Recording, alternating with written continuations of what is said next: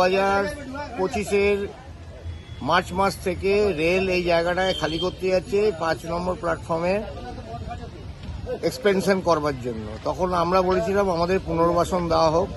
তখন থেকে আমাদের স্থানীয় এমএলএ কল্যাণ ঘোষের এবং আমাদের যে তখন তদানীন্তন ব্লক সভাপতি তাপস মাইতি নেতৃত্বে আমরা লড়াই শুরু করি। অনেক চিঠি চাপাটি করার পর ডিএম এবং বিভিন্ন স্তরের থেকে প্রত্যক্ষ হস্তক্ষেপে 31/12/2025 পর্যন্ত এভিকশনটা বন্ধ থাকে। এর মধ্যে আমরা রেলকে প্রস্তাব দিই আমাদের পুনর্বাসনের জায়গা দেওয়া হোক।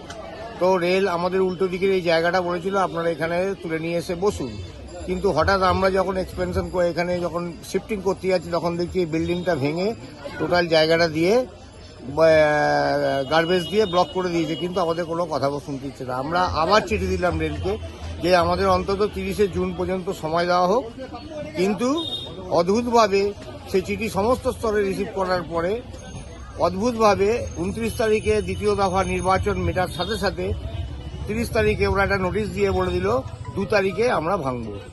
আমরা সর্বস্তরে ফোন করছি, কিন্তু ওনারা বলছেন আমাদের কিছু করার নেই। এবং অদ্ভুতভাবে ওরা জায়গাটা বেছে নিয়েছে কিরকম 29 তারিখ 1, 2, 3 টানা সরকারি অফিস সব ছুটি, যার ফলে আমাদের যাওয়ার কোনো জায়গা নেই। আমরা যে চিঠি করে আপত্তি করব বা এক্সটেনশন চাইবো, মৌখিক ছাড়া কোনো ক্ষমতা নেই আমাদের। তাহলে ওরা যখন এই যে জায়গাগুলোতে আপনাকে রিপ্লেসমেন্ট দিচ্ছিল, তো সেই জায়গাটা কেন ঠিকঠাক করে দিল না? রিপ্লেসমেন্ট না, জায়গা দেখিয়ে দিয়ে চলে গেল। সেই জায়গাতে যখন আমরা নিজেদের খরচায় পরিষ্কার করে আমরা যখন বিভিন্ন দোকানগুলোকে আস্তে আস্তে শিফট করার চেষ্টা করছি, তখনই হঠাৎ এই বিল্ডিংটা ভাঙতে শুরু করলো। দেখুন রাবিশ দিয়ে টোটাল এরিয়াটাকে ভর্তি করে দিয়েছে।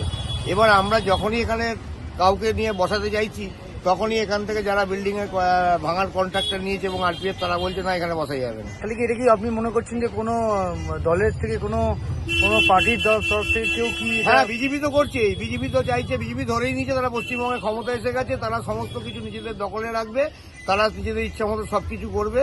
এবং অলরেডি এই টাইমটা বেছে নিয়েছে তো এই কারণেই 29 তারিখে ইলেকশন মিটেছে, 30 তারিখে নোটিশ দিয়েছে এবং 2 তারিখে সেটাকে 48 ঘন্টার মধ্যে সেটাকে এক্সিকিউট করতে চাইছে। এবং টাইমটা যে বেছে নিয়েছে, এখন টোটাল পশ্চিমবঙ্গের প্রশাসনটা মডেল কোড অফ কন্ডাক্ট এমসিসির আন্ডারে রয়েছে এবং ওরা বুঝতে পেরেছে এই সময় কোথাও যাওয়ার রাস্তা নেই। তারপরে সরকারি ছুটি চলছে 1, 2, 3 শুক্র, শনি, রবি, কিছু করার নেই। এই টাইমটা ভেঙে উড়িয়ে দাও। নিরীহ দোকানদাররা এফেক্টেড হচ্ছে। তারা কতগুলো দোকান এফেক্ট? এখানে প্রায় 146টা দোকান আছে।